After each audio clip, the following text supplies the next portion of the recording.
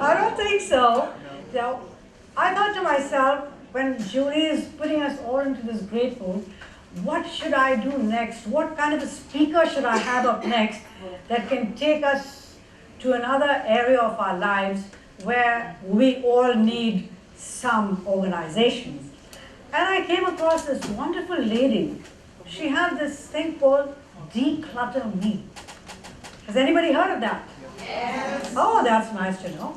So I thought to myself, declutter me, what does that actually mean? Does it mean somebody's going to come and talk me out of my confusion? Or is it going to be something else? Then I said, okay, I'll just ask the lady what this is all about. And so my next speaker, who's waiting in the wings, is right here. Shalina Jokia.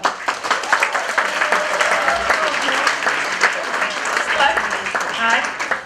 So, Shalina, tell me, I looked up your website and I looked up your profile, and you've been a corporate lawyer for 13 years. Yep. Corporate law. And now you've given it up for Declutter Me? Yeah, well, I became a solicitor in a long-winded way. I won't bore you with that. But I was a lawyer for companies, so I was the ruthless person that doesn't care about the people, only cares about the company, and it was great. And I reorganized all the filing systems, so I worked for an airline, I worked for an FMCG, I worked for a publishing company in London. So every place, it was always disorganized, so I would organize it, and it's just in me. It's annoyed my parents since I was born. It still annoys them. So I did that, and it'd been a dream, and then I thought, why don't I make the dream a reality? So when I dreamt about it 13 years ago in England, it wasn't a business, and now it's a massive industry. So I thought, right, no one else is doing it here. It is really disorganized everywhere here, as a lot of you might know, so here I am. So I started this business, Declutter Me, 2 years ago. And I go into people's homes and offices, clear up all their clutter, and then organise everything into proper systems. So, as most of you are entrepreneurs and you have offices, how many of you have got piles of paper on your desk? Hands up. Okay? Ollie, you need to hire me. And do you have a proper system for that paper, or is it just lying around everywhere with your keyboard on top and you're typing on top? Yeah? And is your mouse pad, what parts of the paper is your mouse pad? Right? That's not productive. I mean, how do you find the paper? How long does it take you to find the articles? And the same with your computers and your servers. How long does it take you to find documents? Do you save everything on the hard drive, or do you save everything on the servers? So, and do people share the documents? This is all the problem that's here, and I help to organise it to make sure everything's clutter-free and you're productive and everybody's happy. And if someone goes on holiday, you don't start swearing a lot because you can't find the papers or the documents, because that's what people do when they go on holiday here. So that's my business. And you disappeared. Where have you disappeared to? Oh, I'm sorry. You're supposed to help me. Right. What I want all of you to do, I can't bend too much with the skirt. No, it doesn't matter. You could have asked me. Right. What I want you all to do, to show you about decluttering, I want you to open your handbags, your wallets, your Kandura pockets after dancing. It was very good. No money, no credit card. Right. Open them up. I want to see how much clutter you've got in your pockets, your wallets, your handbags, the goodie bags. How much stuff extra have you put in the goodie bags? Right? We promise no credit card, no chain, no money. Give it to me. What car is it? Come on, guys. Let's see. No clutter? Oh, I don't believe this. Okay, while we're going through all the stuff, what I want you to see, how many of you have got coffee receipts from Starbucks and Costa in your handbags or in your pockets? Alright, you drink the coffee immediately, so why do you keep the receipt? Like, how many of you got those receipts? Hands up. No? Yes? Right. How many have you got food in your pockets or in your bags? Like packets of food, right? Wrappers, sweet wrappers from mints. Why do you keep it? Right away. Ladies, makeup. How much old makeup do you have in your bag? Has the powder gone into the handbag? Have you ever hoovered inside your handbag? What other documents? Cinema tickets. People love to keep cinema tickets. I looked at a girl's handbag. She She had cinema tickets from 2007. It was retro, practically vintage. So have we had any success? Has there been lots of clutter? Anyone looked? Nobody's looked in the front row. Nobody's gone into their bags. They're all being very quiet. Nothing? Nothing? You have receipts. Yeah. Oh, okay, right. Brilliant. Oh, she had, that gentleman had something.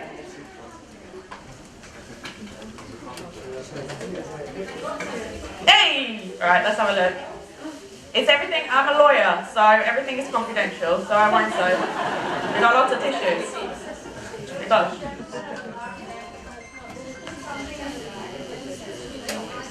Check the ladies' handbags, they always have so much junk. This is just a little bit, so just imagine how much clutter you got in the rest of your life. So this is what I do in my day-to-day job. Yeah, so that's just a small part. So what I want you to think about is when you go home, when you go into your car, how many of you have got junk in your car? Like water bottles. Yeah, you're taking Jumeirah water bottles today. I bet you loads of you will leave them in the car. Tissue boxes, of tissues, of cigarette packets, lighters, millions of lighters. Those Emirates receipts when you car wash your car. You don't need it. The car's been washed. Throw it away. You know, as soon as they're cleaning the car, throw that receipt away. You don't need it in the car. So think about those kind of things today. And I've got a few tips for you. The first thing is I use the acronym FACT. And I use this acronym for emails, paper, mail that comes in. It's not very often, but I have it sometimes. So does anyone know what FACT means, the acronym? Not FACT, as it got it. Anyway? Alright. FACT stands for File, Act, Trash. So I want you to do, envisage right now, you must have emails that come through on your iPhones all the time. When you get email, if it's something you don't have to deal with, but it's important, you might have important information, file it straight away. So put it straight away into a folder that you've designated for that topic. So for me, maybe employment, company secretarial work, decluttering, so file it straight away into a folder. And then with A for act, what that means is act on it straight away. Don't leave it and say, oh, I'll answer it later, because then you'll end up with 1,000 emails in your inbox, which I'm sure some of you have. How many of you have 1,000 emails in your inbox? Okay. Seriously, you need to get my coffee. Okay, and so the act on it. Don't postpone, don't procrastinate, just act on it. If you have to reply to it. If you can forward it to someone else and delegate it so they can do it for you, do that. Get rid of it, so act on it immediately. Same with mail. If you have to fill in a form, fill it in quickly with your details, send it out, kalas, finish. You don't have to deal with it again. Okay, I've got 5 minutes. And then toss or trash is delete it. So if it's an email which you've been CC'd in and it's not relevant, delete it. If you get some spam mail, delete it. If you keep on getting newsletters, which a lot of us do get, try and unsubscribe so you reduce the amount of emails you get. Or use a program called unroll.com, which puts all your emails into one email. And it's brilliant, so you get less emails. So there are tips for FACT. And the other tip I want to give to you is about keeping a box in the front of your house, so in your corridor, or even in your office next to your desk, and take 5 things of yours and put it in that box every week, and then see how much stuff you get rid of. And you'll be amazed. So you'll find books, you'll find magazines, you'll find clothes, especially clothes that don't fit or don't look very nice. Pick them up. When you look at your wardrobe, you see something you don't like, put it in the box, get rid of it. You don't need it. And that's one way to quickly start decluttering and start getting less stuff overloading your brain. And that's what I do for my clients and what I do in homes. And finally, I want to just ask you, as we're in a corporate environment today, how many of you have got document retention policies in your company? Well, that's about 3 people. We can't hear you. What's the question? Can you hear me now? Yes. Hello? Okay. My question was, how many of you got document retention policies in your company? 4 people. 5 people. Okay. Maybe you don't know what document retention policies are, but in this country especially, or maybe in the Middle East, People tend to keep documents from the 80s and the 90s. You don't need invoices from the 80s. It's past. Even Madonna has said it's past now. You don't have to re-listen to that anymore. So get rid of it. And if you don't have a retention policy to know how long to keep the documents for, you'll just keep them in your warehouse or in your office, which takes up valuable space. Okay, cool. And then it takes up valuable space in your office, which you could put a desk or put a coffee machine or something better than paper and documents and samples. How many of you got boxes and boxes of samples that you never get rid of, even though you never use them? So this is what you need to do. So with the document retention policy, it'll list how long to keep important documents. So contracts, 7 years, financial documents, sometimes 5 years, sometimes more. And then you have someone in place who will take the documents each year and take them out so you get more room, less clutter. Your employees start feeling happier because it's less cluttered and chaotic everywhere. So I want you to start thinking about how to be more decluttered and how to get more organised, because it makes you happier and more productive in the long run. And that's it, really. That's my tip for today. I think that's wonderful. Thank you so much. And so, you know, one last thing I just wanted to ask you is when you're talking about declutter, so can I can I invite you to my home? You can. Okay, that's a good thing because I have lots of stuff. Help you, and I can help you because I have got vouchers for everyone, so you get 15% off if you book with me. So, all right, so that comes at the end, so that means you all have to stay. Thank you, darling. Thank you very much. So, any of you who have been saying, I don't need to clean up my place, my closet, my home, my office, I hope now you realize how important it is to clean it up and how much you can actually get rid of. So, from there we're now going to move to something very interesting. It's called a bucket list. How many of you have heard of a bucket list? Oh, that's nice. And how many of you have a bucket list? Oh, excellent. My next speaker is very much from the corporate world. And she's worked with very big names, and she's going to tell you a little bit about that. But what I found interesting about her is she does many things which sometimes may not be what she really wants to do. And it's like many of us, you know, we need to do something because it's important to somebody else. So we will do it, maybe because our heart is not in it, but we'll still do it. Do any of you have something like that where you had to do a project or something that you really didn't want to do, but you still did it? How many? Yes? And how did it make you feel? Did it make you feel happy, frustrated, angry? Sorry? Okay. So, but I think that's what life is all about. So you don't always get to do what you want to do. Isn't that right? So, how do you manage to balance both? That's one.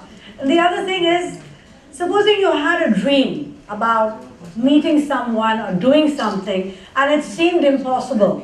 And every time you spoke to somebody about that, they said, you must be joking. It's not possible. Well, this lady made it possible. And she didn't really have to do much, and she's going to share that with you.